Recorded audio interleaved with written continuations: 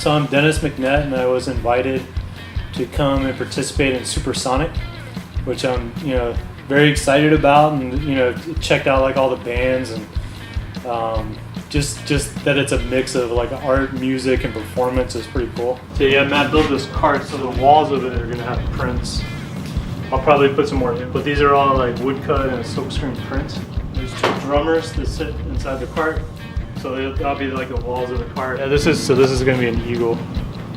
It's all cardboard, paper mache, and then it gets painted. I mean, I don't think there's anything as creative as skateboarding.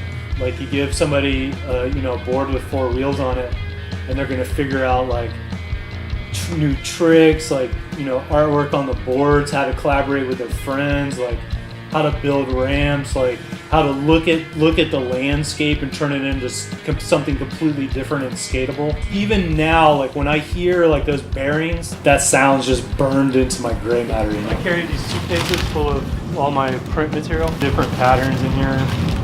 Last time I skated ramp, I injured myself pretty good, and as soon as that healed, I was skating in New York, and I got hit by a car, and that put me back on crutches for 5 more weeks. So it's just a little sketchy.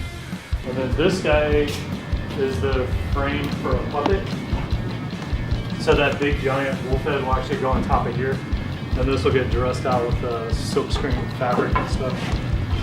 So these are the arms. So these. I went to a community college, like right out of high school, to take art classes. They teach the basics like painting. I was too impatient, so the paintings always just get muddy. Because I want like an instant gratification, like I want the image right now, and instead of waiting for the paint to dry, I just turn to mud. Or the charcoal, they give you charcoal to learn to draw with, and I would snap it because I was pressing too hard.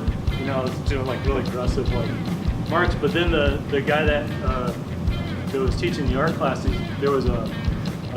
they had a printing press. He got like a block of wood and he's like carving it. I was like, what is this guy doing? And I grew up in like the 80s, my teenage years were in the 80s, so it was like punk rock, all the old skate graphics, like Powell Peralta graphics, and so that like harsh graphic quality. And when he did that woodcut and he ran it through the press and he pulled it up, I was like, oh fuck, that looks just like all the graphic stuff that I'm into. I have to say, like, I don't listen to as much punk rock now. Like, I think I've just mellowed out a little more with age. But when I was like, in my teens, like I was pissed, man. I was pissed at everything, and it was an outlet. It was like I said to you before, I would crack open Thrasher magazine and I go, man, I'm totally into this skateboarder. I'm gonna learn how to do this trick. I love this graphic. And then you flip to the back and go, let me check out this band because I love all this stuff. And then you put in Black Flag for the first time. It's like, fuck yeah, like I'm just as pissed as these dudes are. I taught in college for a little bit. Like, I didn't know what to do. Like, it's a long story. I got in a lot of trouble, went to school. Like, after I finished getting in trouble, went back to school, and they hired me as a professor, like right out of college. So one of the main questions I would ask before we went over the syllabus or anything, I would put Black Sabbath's first album on, play the first song, and I'd say, if there's any students that could tell me the name of the album, the name of the artist, and the name of the song, I'll give you an A for the semester and you don't ever have to come to class. You just pass. And no one did it. And all they had to do was say Black Sabbath 3 times. Well, you asked about my grandfather, right?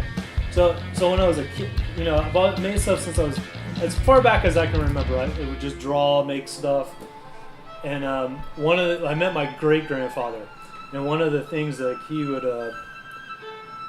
would give me like a pen and paper and all this stuff, and I'd sit there and I would draw and draw and draw and draw. And then he would look at the drawings and go, oh my gosh, these are great, you should draw some more. And he was blind. So I thought the drawings were magic and he could see them, just the drawings. So I was like, fuck man, I gotta draw more, and I would just like keep draw like crazy. So he was my first encouragement as an artist. So. But yeah, through all of those jobs, through everything I've ever done, I feel like it just got me ready to do what I'm doing now.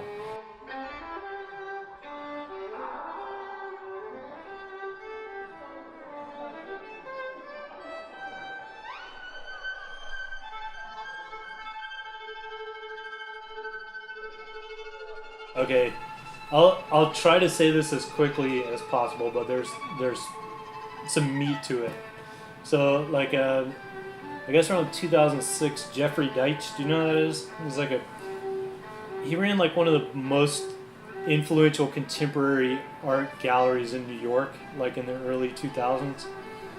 Uh, but he was hosting an art parade that goes down West Broadway, and it was, like Steve Powers and Kimber Fowler and like all these big time artists were doing this parade, and I was like, man, I want to do something like that. I want to take my art off the wall and I want it to run down the street, And at the time, I was reading the story of this Nordic mythology, and it's about Loki, Loki, the trickster god. He mated with a giantess, and they had 3 children, which he wasn't supposed to do, right? So he got punished for that, and all 3 of the children got punished too. So the 3 children, the eldest was was a woman, and she was half covered in scales, and her name was Hel, Hel, and they cast her into the underworld. And anyone who died not in battle, like in an unhonorable way, went to hell, right? So, but she was the only character in mythology that had the power of resurrection. So that's key to remember. So then the Midgard serpent, you've seen that image with the serpent holding its tail in its mouth. That was one of the sons. So that they cast him into the sea, and he was, he was just bound to the sea. Then the third was this giant wolf named Fenris. And Fenris was just a giant wolf. And I've always had an affection for wolves since I was a kid. So I was reading the story a little different at this point, because I was like, wait a minute, why are you fucking with the wolf? The wolf's just being a wolf, right? So they had a premonition that this wolf would one day harm them. So they tricked Fenris into being bound, and they bound him and they put him beneath the earth. And I was like, the wolf's just hanging out being a wolf, like why does it have to be bound and put beneath the earth? Sounds a little harsh, right?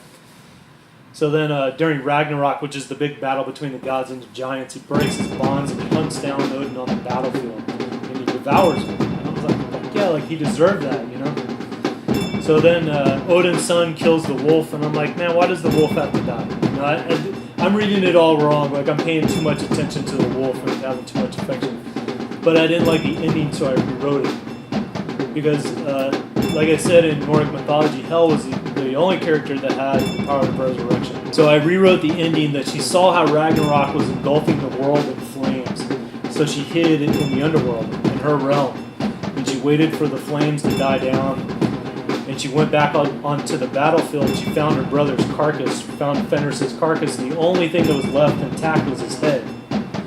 So she crossed him with a bat and resurrected him so he could fly the earth and destroy the gods, so that a Wolfbat was born.